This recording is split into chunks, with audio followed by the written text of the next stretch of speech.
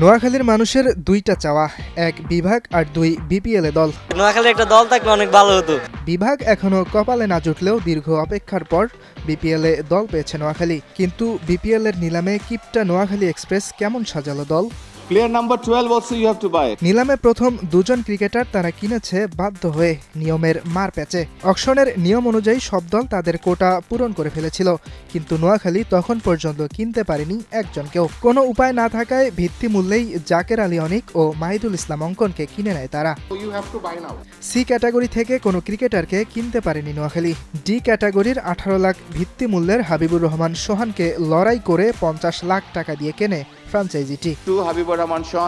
নোয়াখালী এক্সপ্রেসের তুরপের তাস হতে পারেন হাবিবুর রহমান সোহান। রাইজিং স্টার্স এশিয়া কাপে সোহান ছিলেন তৃতীয় সর্বোচ্চ রান সংগ্রাহক। বাংলাদেশ এ দলের হয়ে হংকং চায়নার বিপক্ষে করেছিলেন মাত্র 35 বলে সেঞ্চুরি, যেটি বাংলাদেশের টি-20 ইতিহাসের দ্রুততম সেঞ্চুরির রেকর্ড।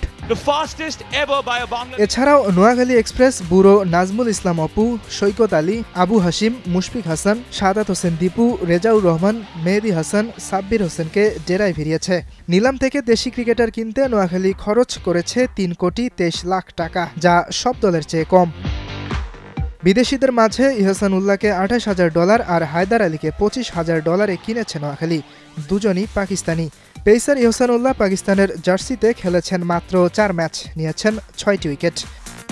হায়দার আলী ব্যাটার, পাকিস্তানের জার্সিতে 35 ম্যাচ খেলে করেছেন 505 রান। নিলামের আগে নোয়াখালী সরাসরি চুক্তিতে 4 জনকে কিনেছে, 2 লোকাল স্টার সৌম্য সরকার ও হাসান মাহমুদ, 2 বিদেশি জনসন চার্লস ও কুশল মেন্ডিস। সবকিছু মিলিয়ে নোয়াখালী দলটা হয়তো ভক্তদের মন মতো হয়নি, বিশেষ করে বোলিং লাইনে যথেষ্ট অভিজ্ঞতার ঘাটতি। তবে দলটির কোচ অভিজ্ঞ খালেদ মাহমুদ সুজন, তার অভিজ্ঞতা কাজে লাগিয়ে বিপিএলে কেমন করে নবাগত নোয়াখালী, সেই উত্তর সময়ের কাছে তোলা থাক। ইয়াসির আরাফাত সবুজ, স্টার নিউজ।